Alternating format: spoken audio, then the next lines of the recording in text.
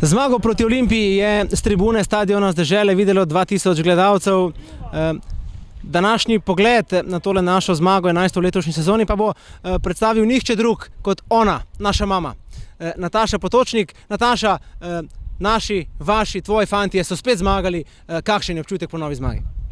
Kaj ne rečem, po tem velikem porazu v Gorici, ki so si fantje zaslužili zmago, vsi smo šli na zmago, ampak pač nam ni uspelo, tako da danes sem zelo vesela in zelo ponosna, da so fantje dokazali proti tako veliki ekipi, da nam uspe, da smo sposobni mi tega.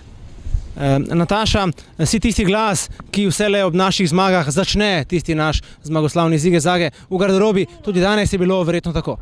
Ja, to čas so mi fantje podarili, mislim poklonili, da lahko jaz, to je meni veliko čast, da ta zige-zage, pač imam to čast, no, kako naj rečem, da lahko jaz to izrečem. Čeprav sem hotela ta zige-zage predati, ampak fantje še vedno vztrajajo, da je tole moje in vesela in ponosna sem ja.